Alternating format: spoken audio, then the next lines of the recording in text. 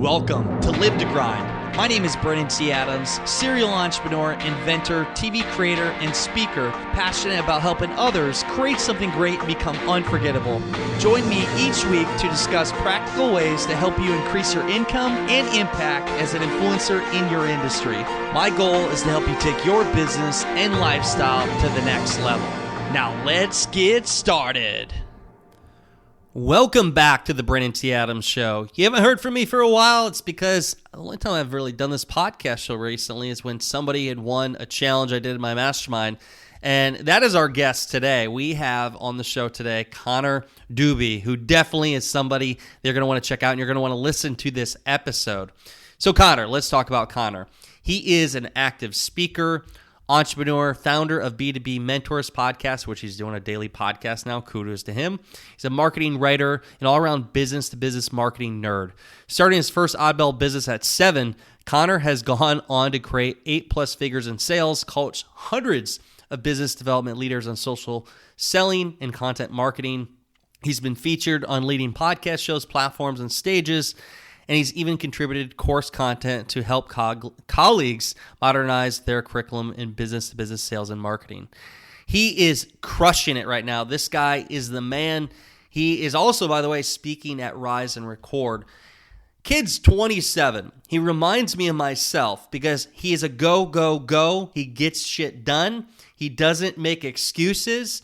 Not only did he win the challenge for my mastermind, but he was always coming from a place of value, always helping people. I know he's going to do huge things in business. So that's why you're going to want to check out this episode. Before we jump into it, I just want to do a little plug for the Rise and Record event. I've been spending a lot of time and effort into this, and Rise and Record is the #1 video marketing event of the year. You can check out the event at riseandrecord.com. We have speakers like Kevin Harrington, Jeff Hoffman, Samantha Rosine, my wife. We got Greg Roulette, James Whitaker, and so many other amazing people that have been past guests on my show and just experts. You're going to want to check out the event. We're filming. We're doing. We have violinists that are going to be there. We have music. We have so much. You want to get to Florida. It's October 19th through the 21st, St. Petersburg, Florida. Get your tickets at riseandrecord.com. I look forward to seeing you there. So let's jump right into it with Connor Doobie. Let's get started.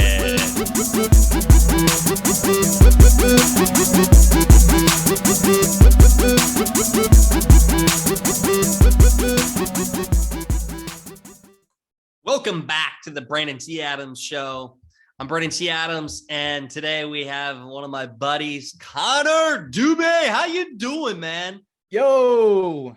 Welcome to the show, brother. You know, I was just saying to you that I haven't released an episode in like 10 months because for those of you listening, you wonder why I haven't posted anything. I haven't posted anything since the last person that won my mastermind challenge, and Connor was the winner of the last challenge. So I'm bringing him on here to share some wisdom. He's a young kid. I mean, young, what are you, 27? 27. 27 years old. This kid is a fucking grinder. Like, he reminds me of myself when I was younger. I mean, I'm 31. I'm not that old, but definitely is really going places, doing some cool things. But I want to go into, we're going to talk about multiple different things here. We'll talk about your business and what you're doing, helping people on LinkedIn, talk about video strategies. But I want to kind of go back to the beginning because I'm always fascinated on what makes entrepreneurs. I want to hear from you, Connor. What do you feel is that one childhood experience that happened to you that kind of formed you into the person you are today?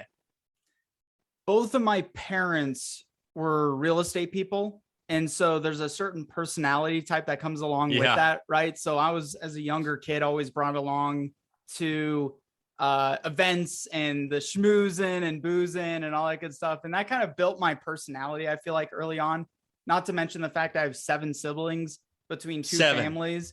So that's been, I think, in hindsight, a huge precursor to my building my personality, because I have 2 moms, 2 dads, 7 siblings.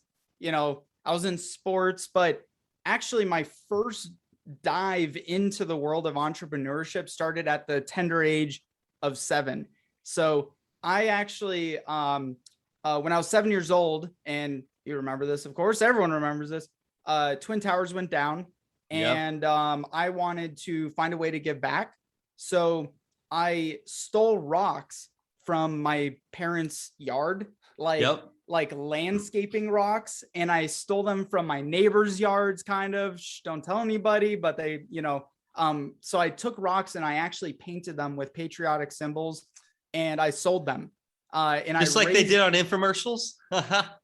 Yeah, was like Pet Rock? The Pet Rock. Yeah, it was like, and I think this was like right around the time Pet Rock. I don't know if Pet Rock was even popular, but it wasn't even a Pet Rock. Like I painted them with like American flags and peace signs and just all kinds of stuff a 7-year-old would draw. And I'm a terrible artist, but I sold a bunch of them. I think I raised $150 and I donated it to the rebuild efforts for 9/11 and the Twin Towers. So I think that was something that stuck with me, and that throughout the years, building my businesses, being a practitioner, being involved in the marketplace, at the end of the day, it's so that I can empower myself more, so that I can give back more. And that's what I'm really passionate about.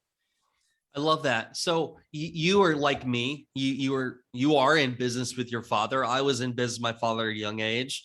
What are a few things, traits, or things that you learned from your father that you really apply today in business? Sales, not worrying too much, right? Like his saying is always quack, quack, water off a duck's back. And it's just like, dude, just let things flow. Like shit happens, shit comes at you left and right, and just let it flow. And I would say the third thing from my dad is focus.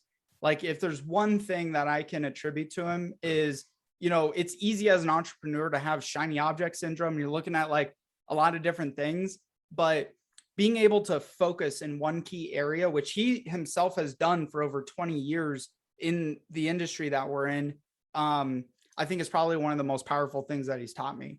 Focus, focus. It's key. A lot of people lose focus. They get shiny object syndrome. They're all over the place and they don't focus on one thing and crush that one thing. Too easy to do nowadays, right? Yeah.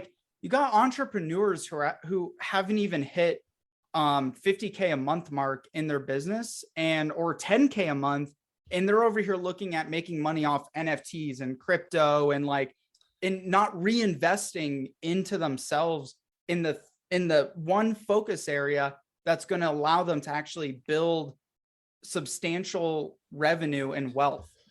Yeah, you focus on one area first, grow that, and then you can get other areas of revenue stream. But a lot of people don't focus enough in one area long enough. I was guilty of it for a while too. It's like doing a bunch of different things, and because you think you can do it all and trying to justify that, hey, this is all kind of going towards one thing.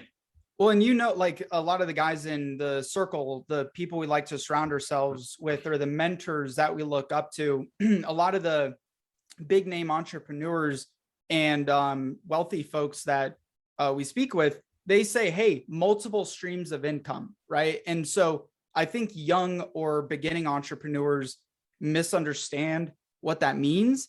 It doesn't mean tapping into like having 5 or 7 different things and you never end up being super profitable in one. It's having one focus areas and finding multiple ways to produce income with that one focus area, then moving on to the next, thing. And allowing that money to work for you, because so you can make money while you sleep. That's a key to everyone, right? Trying to see how they can make money while they sleep. So you are an expert. Your company, you help people really scale things specifically through LinkedIn, through the strategy you have on LinkedIn. I know a lot of people do not utilize LinkedIn the way they should. Can you share some of the things, maybe 2 or 3 things that people can do right now to improve, or let's say increase their leads and conversions on LinkedIn to have more success in their business? Yeah. And it's a misconception in what I actually do, which people, I probably suck myself at communicating well what our business actually is. We're not in the LinkedIn lead generation game. We're not in the LinkedIn, business development game, but we do help companies with their B2B content production and their B2B marketing. And LinkedIn is one of the most powerful business development tools today that people hate. A lot of people hate it. They misunderstand it. They underutilize it. And so I've been a practitioner for years. Like I created my LinkedIn profile when I was like 16 years old, and I've, had it ever since and kind of built brand there. And so I would say, number one, at the end of the day, whether it's LinkedIn, whether it's marketing, you're looking at SEO, Google AdWords, pay-per-click, you name it, it really comes down to reach. Like, where are you going to reach enough of the right people? And LinkedIn is a great platform to do that. Number two is being able to consistently be on that platform, video content, which obviously we can talk about, content in general, communicating with people. What was your original question? Because I think you asked what are the ways? Yeah, what are the two or three main ways somebody can utilize LinkedIn to get more conversions and sales?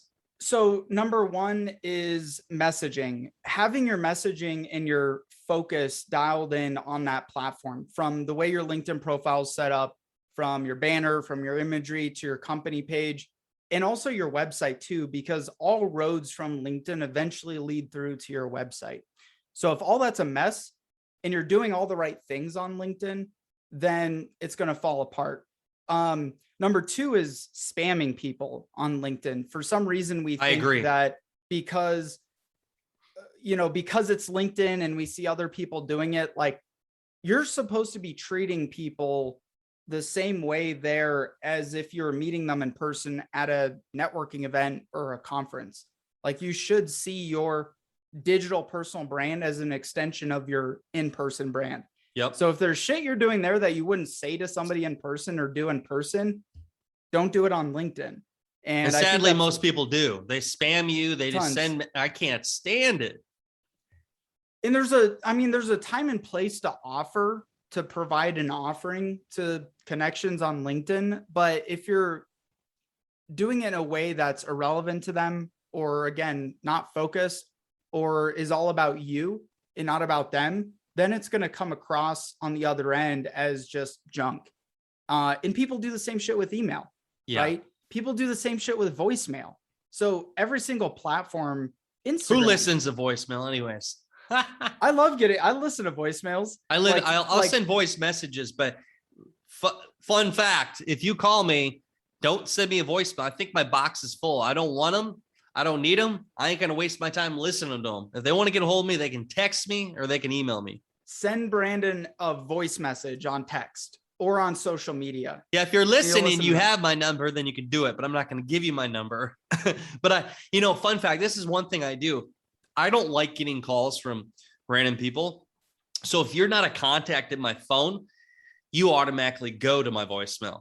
So you can't even, it won't even ring for me, because think about you all can do the that. calls. There's a setting for that. Oh, there's a setting for that, because no spam calls get to me. It'll show a missed call, but it doesn't even, it won't notify me, because I don't want to waste my time. Usually 9 times out of 10, if you're taking a call that wasn't scheduled, you're probably going to waste your fucking time. It's not going to be a coordinated call. And for me, and maybe there's some mistakes I'm making by doing that, but it's worked for me to stay aligned and focused in my schedule.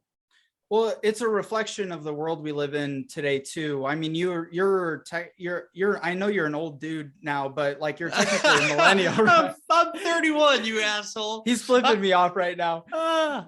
You're an old man to me now. No, I'm just kidding. I just got to give you a little bit of shit. I'm going to have to go for a run after this now. Because I love you. I actually just ran before this podcast, so you're already behind me, bro. But I actually, not to rub it in, I ran at 6 a.m. So.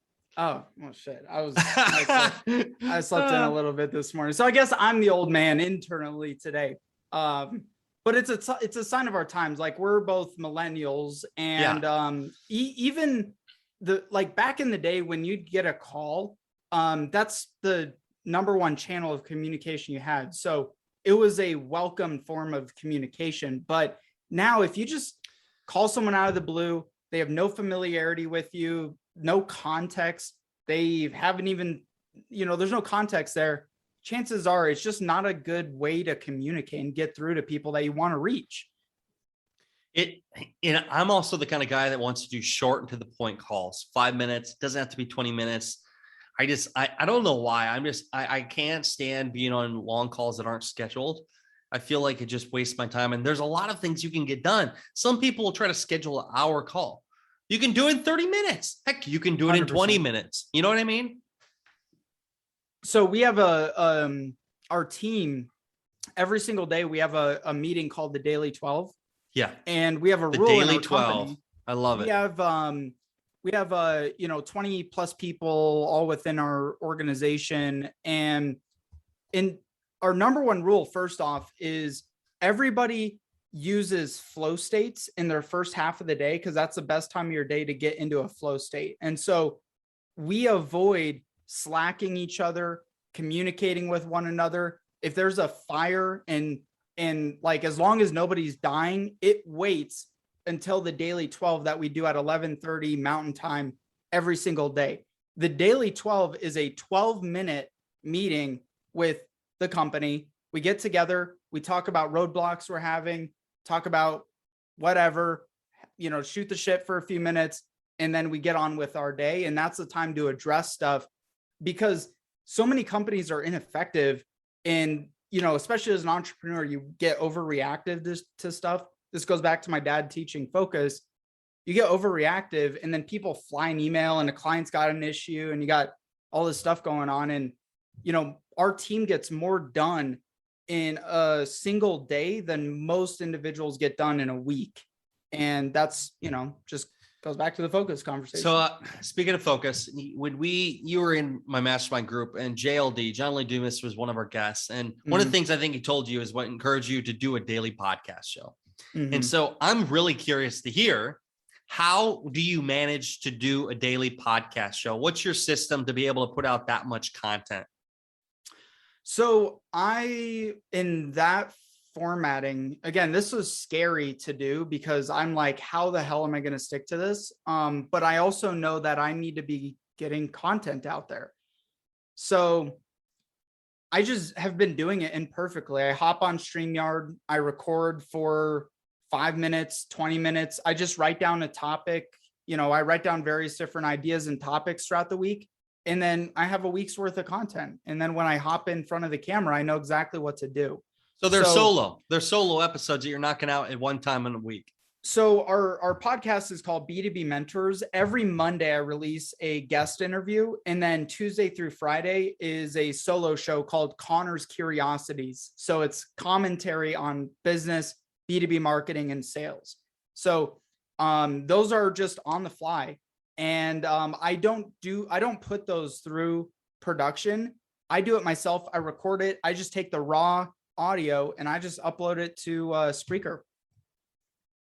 Nice. Now, here's where the magic has come out of doing this is a 5-minute podcast interview. Like, I've been trying to commit myself to write more articles also, because it's a very powerful form of showing your thought leadership. If you can write an article and I've noticed you've kind of started to get some more articles out here recently as well. I did. Thanks for noticing. Yeah. So I take the transcription of those short podcasts and I just download them and edit them up, and then boom, I have an article. And then I have a team right now that I'm paying $10 a video to take those. We're building a library right now to get 30-second clips out of those recordings. Those are going to go to Instagram Reels. Those are going to go to TikTok. I'm going to start building a brand on TikTok and, LinkedIn and everywhere else. I like it. So I'm going to go to our mastermind WhatsApp group because we have a few members that had some questions for you. So the first one is Vinny Potestivo. Vinny says, are your sales calls equally successful when you are traveling as they are when you are stationary? And what are your thoughts on lifestyle entrepreneurs, and when should work become before lifestyle, if ever?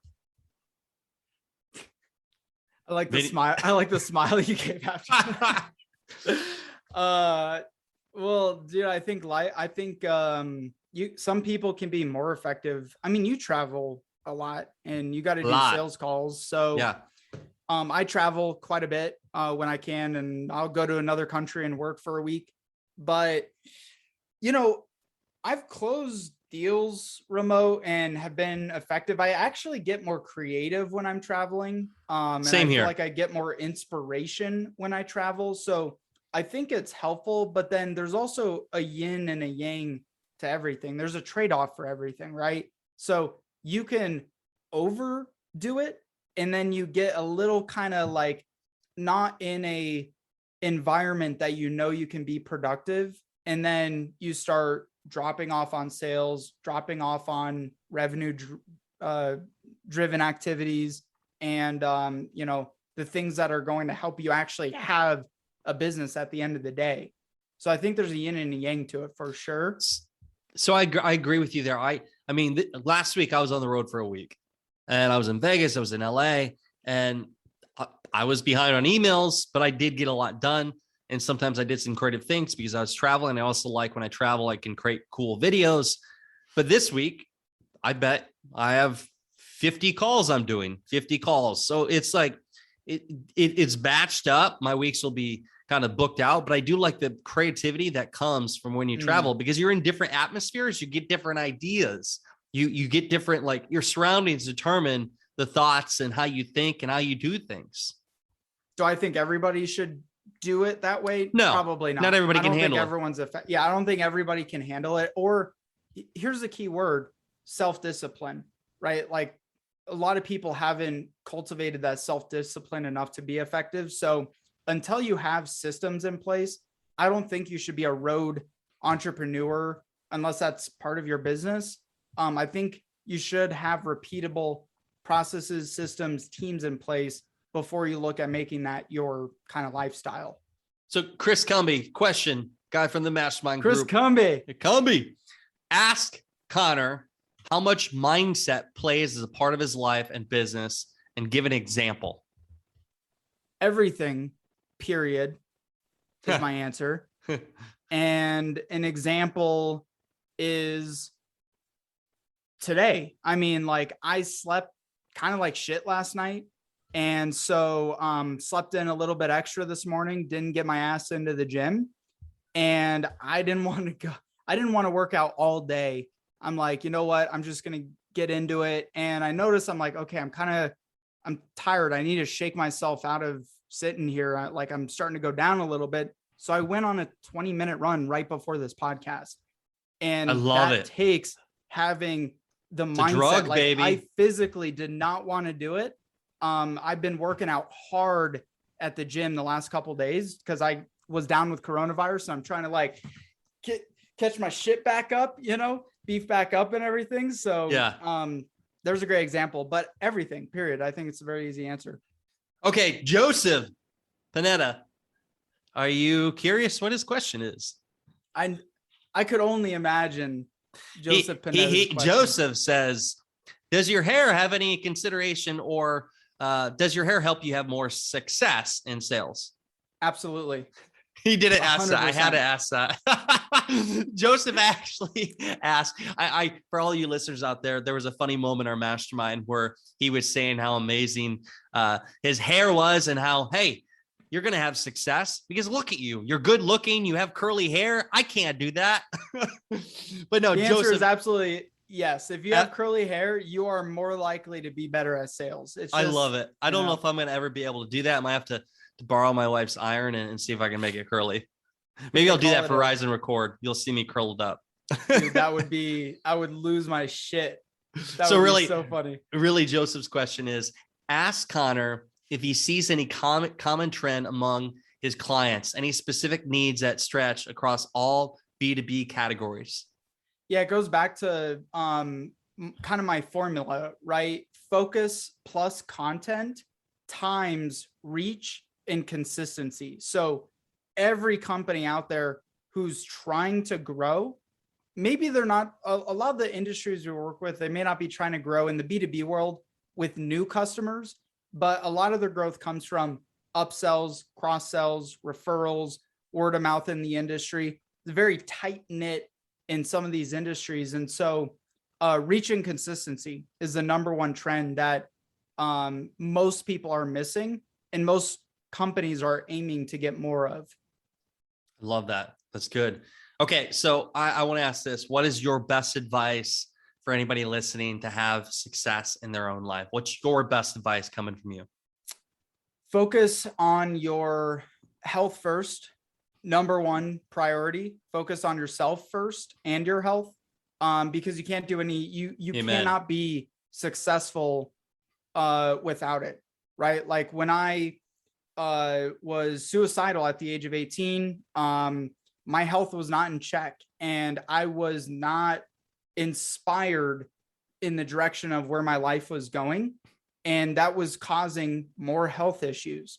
So it's okay to be selfish and to focus on yourself and focus on your health and prioritize that before anything else, because you could also be monetarily successful, but if you die at 55 or 60, then what the fuck was it worth? What was it worth if you sacrificed your health for it? 100%. That's such good advice. I mean, if we don't have our health, what do we have? And for those of you listening, I am excited because Connor is going to be speaking at Rise and Record. He's going to be hanging out, and it's going to be his birthday while he's at the event. So he's going to celebrate number 28 with 27, 28, 28 with us. So we're going to have some fun. 28 tequila shots. Okay. So I don't know if I'm going to handle 28, but if we do it as a collective group, maybe we can do that. Fair enough. Okay, we'll aim for that then. I'm excited to have you, buddy. For all you listeners, if you want to go check out the event, go to riseandrecord.com. Before we go, Connor, can you please share with the audience, where can they find you? Where can they connect with you? Where can they learn more about how to work with you? If you Google my name, Connor Dube, CONNORDUBE, pretty much all my socials show up. I use LinkedIn quite a bit. So you can just find me there, Connor, CONNORDUBE. Send me a DM. I respond to all my DMs. Check out our podcast, B2B Mentors. And if you've been a consumer of Brandon's content and you haven't been a part of his mastermind or done any work with him, or, cold call him, try to, I'm just kidding. Cold call me. or just really getting into his network. It is one of the most life-changing, powerful things that you can do. So I would encourage you to find a way to get involved with Brandon as well. Thank you, man. I really appreciate that. I want to acknowledge you. You remind me a lot of my younger self. You are a grinder. You really do what you say you're going to do. I remember when you started the mastermind, you said, I'm going to win it. And what'd you do? You won it. And you did great things along the way. You always came from a place of adding value. You added value to me. You help people in the group, and you do that every single day. So thank you for being you. I love you, brother. I can't wait to see you. I can't wait to see you in Florida. But for all of you listeners out there, you know what time it is. It's time to go out there, create something great, and become unforgettable, because life is too short not to. I'm Brandon T. Adams. Have a great day, everyone.